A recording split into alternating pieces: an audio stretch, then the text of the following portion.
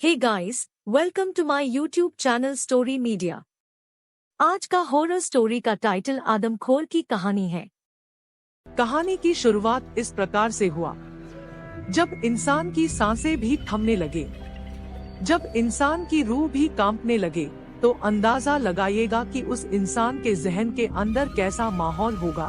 मान लीजिए कि आप कहीं काम करते हैं और अचानक से आपका कुछ ऐसी शक्तियों से सामना हो जाए जो अप्रत्याशित हो, जिन्हें देखने के बाद या यूं कहें कि जिन्हें महसूस करने के बाद आपकी जिंदगी ही बदल जाए।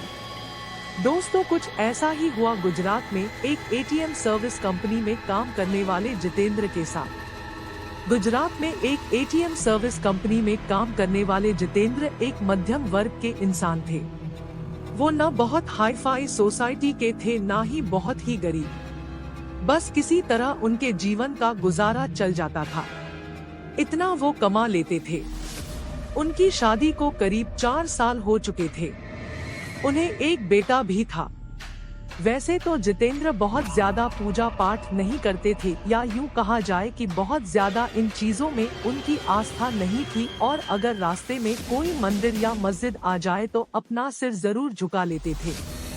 जितेंद्र की नौकरी का समय दिन में लगभग 9 घंटे का होता था, पर एटीएम मशीन का फॉल्ट आने पर उन्हें रात के किसी भी वक्त सर्विस देने जाना पड़ जाता था। अपने इसी काम के चलते वह एक रात अपनी बाइक से जा रहे थे। उन्हें शहर से थोड़ी दूर एक रिहायशी इलाके के पास एटीएम में फॉल्ट हुई थी। उसे ठीक करने जाना था। वैसे तो इस काम के लिए 2 लोग थे, पर जितेंद्र का पार्टनर उस रात बीमार था, तो सर्विसिंग के लिए उन्हें अकेले ही जाना पड़ा। जब वह इस पॉइंट पर पहुंचे तो अपनी बाइक उन्होंने स्टैंड पर खड़ी कर दी।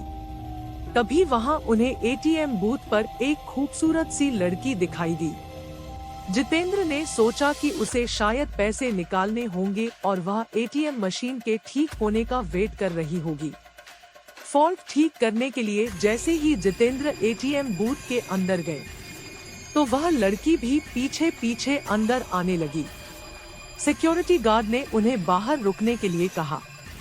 अब जितेंद्र अपना काम शुरू कर चुके थे, तभी अचानक उनकी नजर उस एटीएम के बाहर पड़ी। वहां उन्होंने जो देखा उसे देख करके उनके पसीने छूट गए। बाहर जो लड़की खड़ी थी, अब वो वहां पर नजर नहीं आ रही थी। उन्होंने चारों तरफ नजर घुमाई, लेकिन उन्हें कोई दिखाई नहीं दिया। उनकी उत्सुकता बढ़ी। चूंकि रात का समय था, वीराना सन्नाटा था। एटीएम जहां पर था वहां पर छोटा मोटा जंगल लगा हुआ था। यहाँ तक कि उस जगह पर कुछ लाशों को भी दफनाया जाता था। हो सकता है यही सोच करके उनकी उत्सुकता बढ़ ही गई। उन्होंने दरवाजे से बाहर झांक करके देखा, तो उनके रगों में बहता हुआ खून भी बर्फ के जैसे जम गया था, क्योंकि बाहर खड़ी लड़की का चेहरा बुरी तरीके से बिगड़ा हुआ था और वो एटीएम गार्ड का सर अपने हाथ में लिए हुए खड़ी थी और वह जितेंद्र की ओर घूर घूर करके देख रही थी। यह सब देख करके जितेंद्र का दिल बेतहाशा तेजी से धड़कने लगा। उन्होंने वहां से नजरें हटा ली और सोचा कि हो सकता है कि ये उनका भ्रम हो। वो ये सब सोच ही रहे थे कि तभी अचानक उनके सीनियर का फोन बज उठा। वह फोन वहां का फॉल्ट जल्दी ठीक करने के लिए था। कांपते कांपते जितेंद्र फिर से काम पर लग गए। थोड़ी ही देर में उन्होंने एटीएम मशीन ठीक कर ली। इस बार एटीएम बूथ के बाहर देखने पर सब नॉर्मल लग रहा था। वह लड़की भी वहां खड़ी थी और एटीएम बूथ का गार्ड भी उसके आसपास आराम से खड़ा था। जितेंद्र ने सोचा कि पहले जो भी देखा होगा वह सब उसका भ्रम ही होगा। वह काम निपटा कर सीधा अपनी बाइक की ओर दौड़ा और जाने से पहले उसने एक बार फिर एटीएम बूथ पर नजर डाली।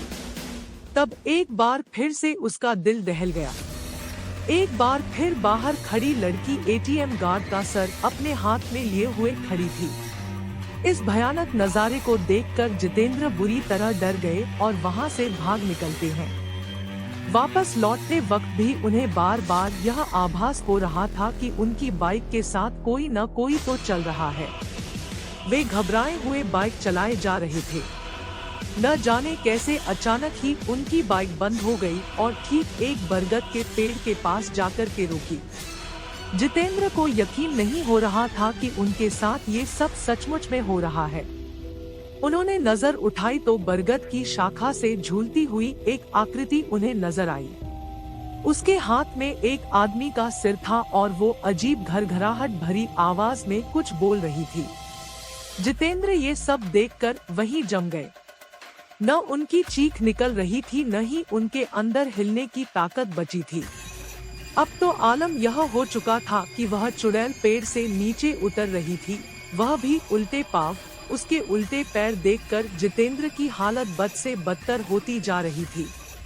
उन्होंने आंखें बंद कर ली और भगवान को याद करने लगे। चुड़ैल उनके बगल में आकर के बैठ जाती है और उनका सर सहलाने लगती है। इसके बाद जितेंद्र की हालत का अंदाजा आप खुद लगा सकते हैं। सामान्यतया तो इंसान इस हालत में शायद हार्ट अटैक से ही मर जाएगा, लेकिन जितेंद्र जी उस समय लगभग बेहोशी की अवस्था में चले गए थे।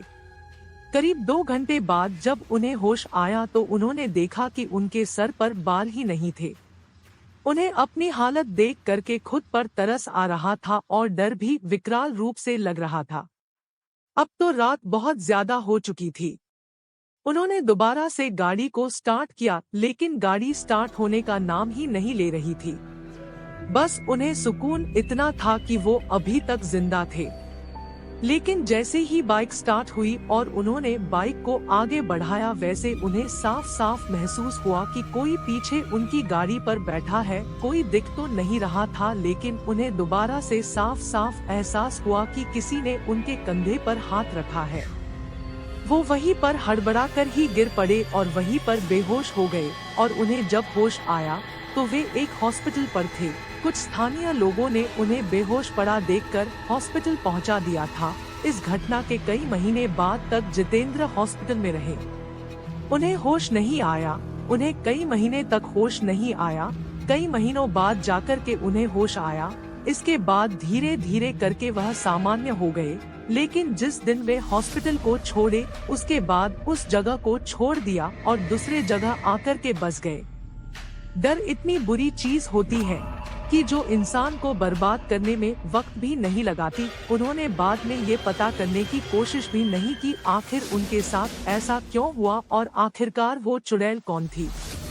लेकिन इन 4-5 दिनों में उनके भाई को कुछ ऐसी चीजें पता चली जो उनके भाई को भी डराने के लिए काफी थे।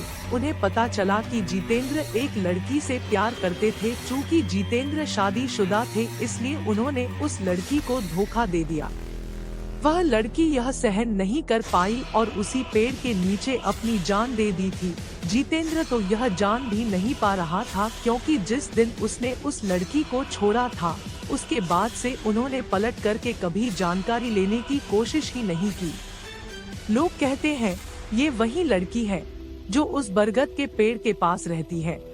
जो कोई भी उस रास्ते से गुजरता है, कभी कभी उसे असामान्य घटना का सामना करना पड़ जाता है। चूँकि जितेंद्र पहली बार उस रास्ते से गुजरे थे, इसलिए उनके साथ भी घट गई। लेकिन शायद उसने जितेंद्र को मारा नहीं हो सकता है। प्यार अभी भी बाकी है, लेकिन ऐसा करना हरदम गलत है। उनके भाई बाद में ये सारी बातें जितेंद्र को बताई। जितेंद्र बहुत पछतावा हुआ। लेकिन दोस्तों, गलती करने के बाद पछताने का कोई मतलब नहीं है।